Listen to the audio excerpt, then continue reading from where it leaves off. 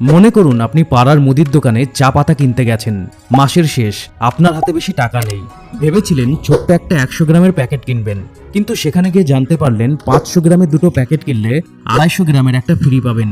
প্রয়োজন না থাকার পরও আপনি বাড়তি 250 গ্রামের জন্য 100 গ্রামের বদলে 1 কেজি চা কিনলেন। এর ফল কি হলো? আপনার পকেটে টান পড়লো এবং দেখলেন চায়ের মেয়াদ আছে মাত্র 1 মাস। এই সময়ের মধ্যে এত চা খেয়ে শেষ করতে পারবেন না, যার ফলে চাগুলো হয় নষ্ট হবে অথবা কাউকে দিয়ে দিতে হবে। আবার ধরুন আপনি একটা অফিসে চাকরি করেন। আজ শনিবার, সপ্তাহের পুরোটা কাজ নিয়ে দারুণ ধকল গেছে। সন্ধ্যায় কাজ থেকে বাড়ি ফিরে মনে হচ্ছে এক্ষুনি শুয়ে পড়ি। আগামীকাল রবিবারের পুরো দিনটাতে ঘুমানোর প্ল্যান আছে আপনার, কিন্তু হঠাৎ করেই এক বন্ধুর ফোন এলো। বন্ধুরা সবাই মিলে সিনেমা দেখার এবং একসাথে রেস্টুরেন্টে খাওয়ার প্ল্যান করেছে। যদিও আপনার প্রচন্ড ক্লান্ত লাগছে, কিন্তু আপনি আপনার বন্ধুকে দুটি কারণে না বললেন না। 1, না বললে বন্ধুরা আপনার উপর মাইন্ড করতে পারে। 2, না গেলে হয়তো আপনি দারুণ আড্ডা ও আনন্দ মিস করবেন এবং পরে যখন বন্ধুদের সোশ্যাল মিডিয়া পোস্ট দেখবেন ও গল্প শুনবেন তখন আপনার খারাপ লাগবে। বন্ধুদের কাছে নিজের ইমেজ এবং আনন্দ, এই দুটো জিনিস হারানোর ভয়ে আপনি প্রচন্ড ক্লান্ত থাকার পরও আপনার বন্ধুদের সাথে সিনেমা দেখতে গেলেন। এর ফল কি হলো? দরকার মতো রেস্ট নিতে না পারায় আপনি পরের সপ্তাহের জন্য শারীরিকভাবে এবং মানসিকভাবে রিফ্রেশড হতে পারলেন না, যার ফলে সেই পুরো সপ্তাহে আপনার কাজে আপনার পারফরমেন্স খারাপ হলো। কিন্তু কেন আমরা ক্ষতি হবে বা প্রয়োজন নেই এটা জানার পরও কোনো কিছুতে অংশ নেই?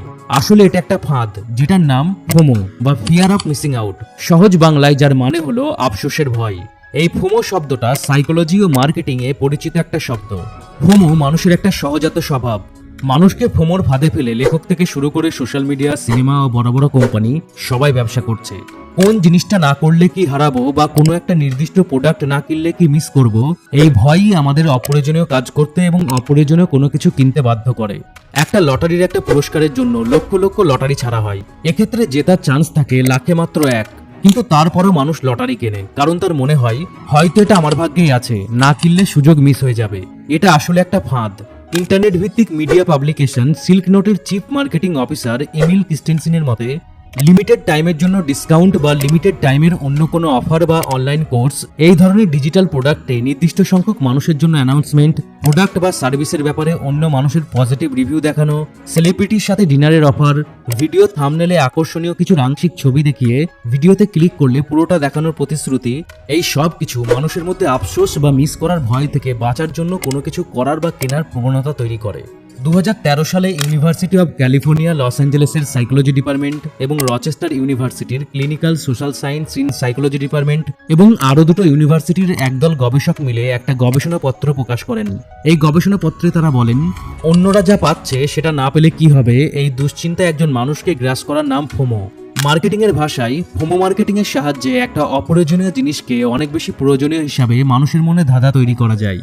ফোমো ক্ষতিকারক কেন, বা ফোমোর ফাঁদে পড়ার ফলে কি ক্ষতি হয়? বিশেষ করে বাচ্চাদের এটা দারুণভাবে প্রভাবিত করে। অ্যাডভার্টিজমেন্টে অন্য বাচ্চাদের কিছু খেতে দেখলে সেটা না কিনে দেওয়া পর্যন্ত বাচ্চারা তাদের বাবা মায়ের কাছে অনেক বায়না করে। অন্য 2 বাচ্চাকে কিছু ব্যবহার করতে দেখলে নিজের কাছে থাকা ভালো জিনিসটা বাদ দিয়ে ওই জিনিসটা পাওয়ার জন্য বাচ্চারা জেদ করে, কান্নাকাটি করে। বড় হলে আমরা এগুলো নিয়ন্ত্রণ করতে শিখি। কারোর কাছে ভালো জিনিস দেখলে সেটা পাওয়ার জন্য কান্নাকাটি করি না, কিন্তু আমাদের অবচেতন মনে সেই শিশুসুলভ স্বভাবটা রয়ে যায়। এই কারণেই নিজের ভালো একটা ফোন থাকলেও নতুন মডেলের ফোন কিনতে ইচ্ছা করে।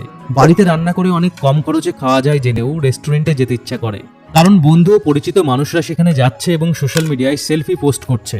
সেলফির প্রসঙ্গ ধরেই বলি, সোশ্যাল মিডিয়া কিন্তু পুরোটাই ফোমো মার্কেটিং নির্ভর।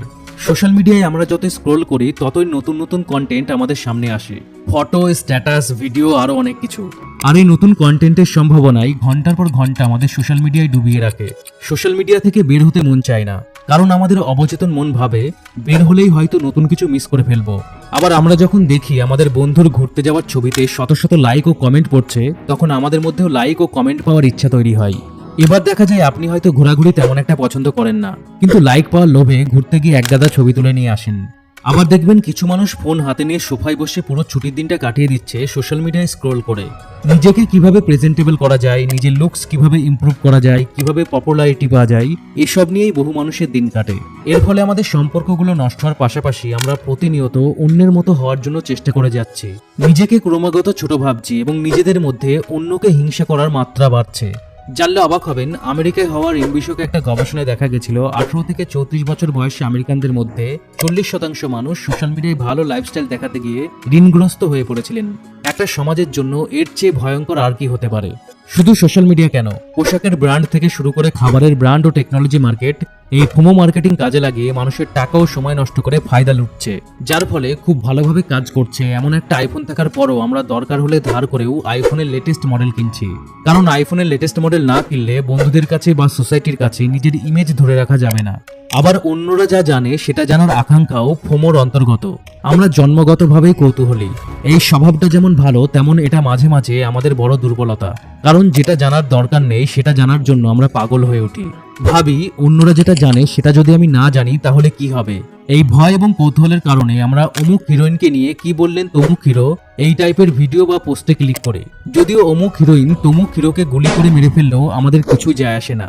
তবে হ্যাঁ, যদি এটা জানা আমাদের কাজের হয় তবে অবশ্যই জানতে হবে, কিন্তু যেটা জেনে কোনো লাভ নেই সেই ফাঁদে পড়ার কোনো মানে হয় না।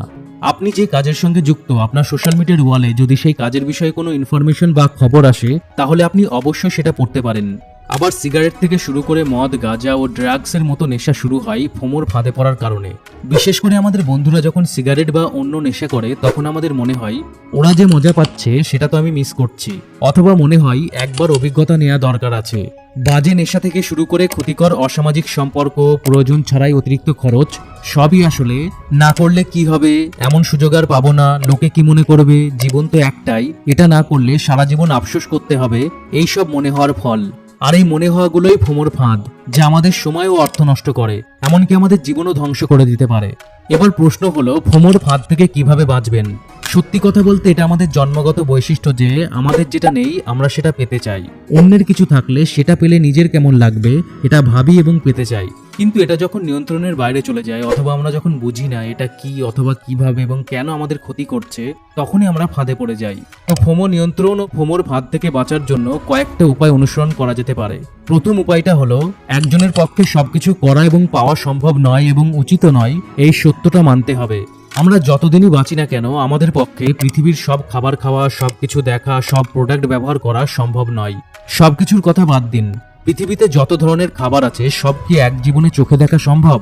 আপনি যখন এই সত্যটা উপলব্ধি করবেন যে একজন মানুষ তার জীবনে পৃথিবীর বেশিরভাগ খাবার, অভিজ্ঞতা, পোশাক, জ্ঞান সবকিছুর স্বাদ পায় না এবং সেটা 1000 বছর বাঁচলেও সম্ভব নয়, তখন দেখবেন ব্যাপারটা অনেক সহজ লাগছে। যদি একটা কার্যকর দামি ফোন থাকা সত্ত্বেও নতুন মডেলের ফোন কিনতে ইচ্ছা করে, তবে ভাবুন আপনি মারা যাওয়ার পরেও তো আরো শত শত ডিভাইস বের হবে, সেগুলো কি আপনি ব্যবহার করতে পারবেন? অথবা যে ফোনটা আপনি কিনতে চাইছেন সেটা দিয়ে কি এমন কোনো বিশেষ কাজ হয় যেটা না করতে পারলে আপনার দারুণ ক্ষতি হয়ে যাবে? ভালো করে লক্ষ্য করে দেখবেন বর্তমান সময়ে মোবাইল ফোন বা স্মার্ট ওয়াচ বা যে কোনো ধরনের টেকনিক্যাল গ্যাজেটে এমন অনেক ফিচার্স থাকে যার বেশিরভাগই আমরা ইউজ করি না। আমরা পৃথিবীতে আসার আগে এমন অনেক কিছু ছিল যা এখন আর পাওয়া যায় না। আমরা পৃথিবী থেকে চলে যাওয়ার পরও এমন অনেক মজার জিনিস আসবে যার কথা আমরা ভাবতেও পারি না। তাই এসব নিয়ে আফসোস করে যেমন লাভ নেই, তেমনই যা দরকার নেই সেটা না থাকলেও আফসোস করার কোনো মানে হয় না। নেক্সট, দ্বিতীয় উপায়টা হলো ইচ্ছা ও প্রয়োজনের মধ্যে পার্থক্য বুঝতে হবে। ঝাঁ চকচকে চোখ ধাঁধানো অ্যাডভার্টিজমেন্ট বা লিমিটেড টাইম অফার দেখে আমরা অনেক সময়ই অপ্রয়োজনীয় জিনিস কেনার জন্য ঝাঁপিয়ে পড়ি। বেশিরভাগ সময়েই আমরা ভেবে দেখি না সেটা আসলেই আমাদের দরকার আছে কিনা। অন্যরা কিনছে অথবা বিশেষ অফার চলছে এই কারণে শুধু শুধু টাকা নষ্ট করি। সোশ্যাল মিডিয়াতে বন্ধু, আত্মীয় স্বজন বা সহকর্মীর সাথে দরকারি কথা শেষ করে সময় নষ্ট করতে লেগে যাই। আবার যেসব জিনিস দেখলে বা পড়লে আমাদের বিন্দুমাত্র লাভ হবে না সেগুলোই গিলতে থাকি। তো এইগুলো থেকে বাঁচতে হলে প্রথমেই আপনি আসলেই কি চান এবং কোন জিনিসটা আপনার আসলেই দরকার সেই বিষয়ে স্পষ্ট ধারণা থাকতে হবে। আপনি আপনার জীবন থেকে কি চান, আজকের দিনে কি চান, কি কি কাজ করতে হবে, কোন কোন জিনিসটা আসলে কেনা প্রয়োজন, কোন জিনিসটা জানা প্রয়োজন, সেই ব্যাপারে স্পষ্ট একটা রোডম্যাপ থাকতে হবে। এবং এর বাইরে যাই সামনে আসুক, যত লোভনীয় অফার আসুক না কেন, সেগুলোকে না বলতে হবে। আপনার যদি আগামীকাল সকালে কোনো জরুরি মিটিং থাকে বা দরকারি কাজে কোথাও যাওয়ার থাকে, তবে আজ রাতে বন্ধুরা যতই ফ্রিতে সিনেমা দেখার বা ঘুরতে যাওয়ার অফার দিক, তাদের না করে দিন। কারণ সকালের জরুরি কাজটার জন্য রাতে ভালো মতো রেস্ট নেওয়া বা কাজটার জন্য কিছু জরুরি জিনিস দেখে নেওয়া আপনার জন্য অনেক বেশি জরুরি। আবার যদি বাজার করতে গিয়ে দেখেন কোনো কিছুতে লিমিটেড টাইমের জন্য ডিসকাউন্ট চলছে, তবে সেটা কেনার আগে ভাবুন সেটা আপনার প্রয়োজন কিনা। যদি প্রয়োজনীয় কিছু না হয় তবে যত কম দামে আর যত লিমিটেড টাইম বা স্পেশাল অফারের কথাই বলা হোক না কেন, কেনার কোনো দরকার নেই। নিজের জীবনের একটা নির্দিষ্ট লক্ষ্য ঠিক করে সেই লক্ষ্য পূরণের জন্য কাজ করুন। অন্য কাজে বেশি লাভের হাতছানি থাকলেও লোভের ফাঁদে পা দেবেন না, কারণ লোভের ফাঁদ ফোমোর ফাঁদেরই অন্য একটি রূপ। নিজের জীবনের লক্ষ্যের পাশাপাশি প্রতিটা দিনের জন্য লক্ষ্য ঠিক করুন এবং সেই লক্ষ্য পূরণের জন্য আপনাকে কি কি করতে হবে সেটা আগের রাতে বা সেই দিন সকালে লিখে রাখুন এবং খুব জরুরি না হলে লিস্টের বাইরের কোনো কাজই করবেন না। নিজে কি চান এবং কোনটা আপনার জন্য প্রয়োজন সেই ব্যাপারে স্পষ্ট ধারণা থাকলে এবং সেই অনুযায়ী কাজ করলে ফোমোর ফাঁদে পড়া থেকে অনেকটাই বাঁচতে পারবেন। নেক্সট এবং 3 নম্বর উপায়টা হলো আবেগের বদলে যুক্তি নির্ভর সিদ্ধান্ত নিতে হবে। যেসব মানুষ আবেগের বশে বেশি সিদ্ধান্ত নেয় তারাই মূলত এই ফাঁদে বেশি পড়ে। অপ্রয়োজনে কেনাকাটা, ধার করে দামি প্রোডাক্ট কেনা, ঘন্টার পর ঘন্টা সোশ্যাল মিডিয়ায় পড়ে থাকা, ঘন ঘন সেলফি ও পোস্ট আপলোড করা এবং লাইক ও কমেন্টের আশায় স্ক্রিনের দিকে ঘন্টার পর ঘন্টা তাকিয়ে থাকা, এগুলোর সবই আবেগী সিদ্ধান্ত। এগুলোর বাস্তবে কোনো ভালো ফলাফল নেই। আপনার জরুরি কাজ আছে, কিন্তু সেই কাজ বাদ দিয়ে ওয়েব সিরিজ বা মুভি দেখে প্রয়োজনীয় সময় নষ্ট করাও ফোমোর ফাঁদে পড়ার কুফল। দা ভিঞ্চি কোড খ্যাত থ্রিলার লেখক ড্যান ব্রাউন তার একটা রাইটিং টিউটোরিয়াল বা মাস্টার ক্লাসে বলেছেন, পাঠকের সামনে প্রশ্ন ছুড়ে দাও এবং লেখার মধ্যে এমন প্রতিশ্রুতি রাখো যেন সে বোঝে যে পৃষ্ঠা উল্টাতে থাকলে সে প্রশ্নটির উত্তর পেয়ে যাবে। কয়েক পৃষ্ঠার পর সেই প্রশ্নের উত্তর দেওয়ার পাশাপাশি আর একটা নতুন প্রশ্ন ছুড়ে দাও। পেজ টার্নিং গল্প লেখার এটাই সবচেয়ে ভালো উপায়। গল্পের বইয়ের মতো টিভি, ওয়েব সিরিজ ও সিনেমাও এই একই প্যাটার্ন অনুসরণ করে।